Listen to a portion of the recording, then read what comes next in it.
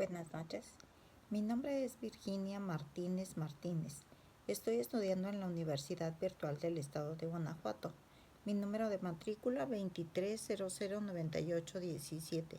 El nombre del reto: ¿cuál era la responsabilidad del Estado mexicano? El nombre del módulo: Derechos Humanos en el ámbito internacional. El nombre de mi asesor maestra: Diana Patricia Josefina Orcasitas Hernández. Fecha de elaboración: 26 de junio del 2026. A continuación, doy respuesta a dos casos en los que considero que existe responsabilidad por parte del Estado mexicano. En el primer caso, sí considero que existe responsabilidad internacional del Estado mexicano, ya que se vulneraron diversos derechos protegidos por la Convención Americana sobre Derechos Humanos. En primer lugar, se violó la libertad de expresión conforme al artículo 13 de la Convención Americana sobre Derechos Humanos, al impedir que Ana repartiera pacíficamente panfletos con contenido religioso en un espacio público. Asimismo, se afectó libertad de pensamiento, conciencia y religión, conforme lo dispone el artículo 12 de la Convención Americana sobre Derechos Humanos, al impedirle manifestar y difundir sus creencias sin una justificación legal.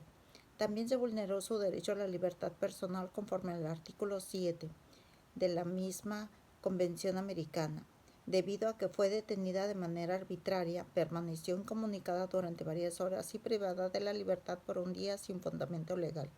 Además, las burlas y calificativos ofensivos recibidos durante su detención constituyen una afectación a su integridad personal y dignidad, conforme a lo dispuesto por el artículo 5 de la misma Convención.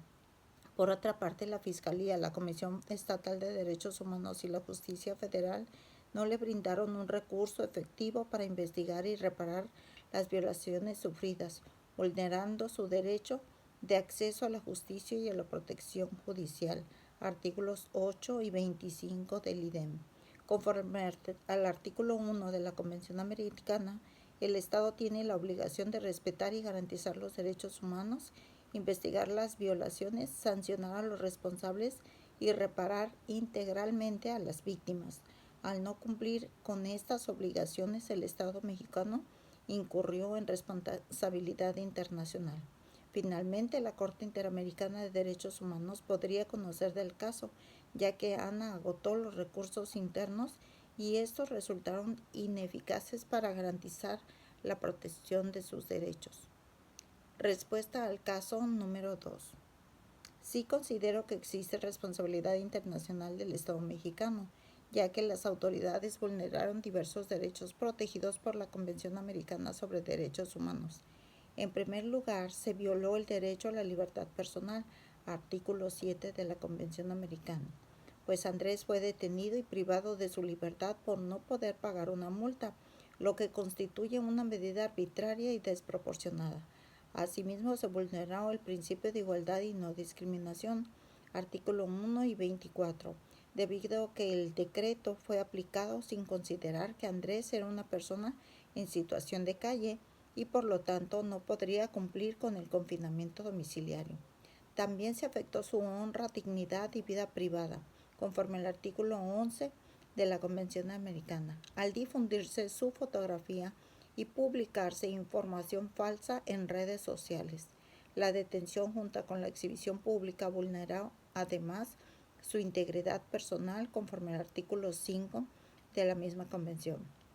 Por otra parte, el Estado incumplió con su obligación de garantizar un recurso judicial efectivo, artículos 8 y 25 de la citada convención, ya que los mecanismos internos no se repararon las violaciones sufridas. Además, resulta cuestionable la participación de un militar en la detención de un civil, pues la Corte Interamericana ha establecido que las Fuerzas Armadas solo pueden intervenir en tareas de seguridad pública de manera excepcional y bajo estrictos controles.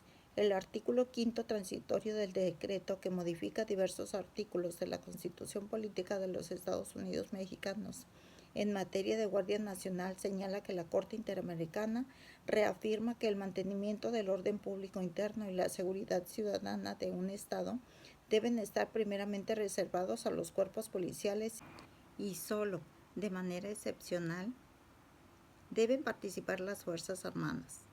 Y conforme al artículo 1 de la Convención Americana, el Estado mexicano incumplió su deber de respetar y garantizar los derechos humanos al aplicar una medida discriminatoria, detener arbitrariamente a Andrés y no brindarle una protección judicial efectiva.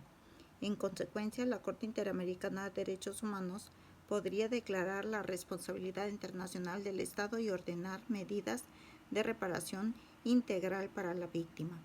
En conclusión, los dos casos evidencian que el Estado mexicano puede incurrir en responsabilidad internacional cuando sus autoridades vulneran derechos humanos o dejan de garantizar su protección efectiva.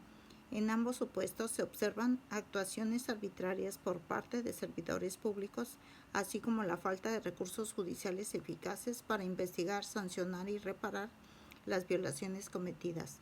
El caso de Ana demuestra la importancia de proteger la libertad de expresión, la libertad religiosa y el derecho a la libertad personal, mientras que el caso de Andrés pone de manifiesto la necesidad de que las medidas adoptadas por razones de salud pública respeten los principios de legalidad, proporcionalidad, igualdad y no discriminación, especialmente respecto de las personas en situación de vulnerabilidad.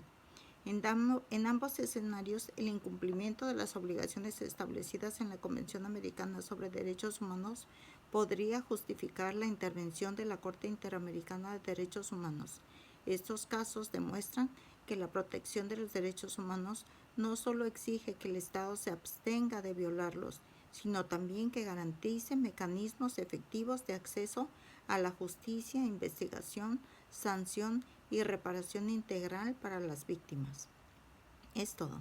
Muchas gracias.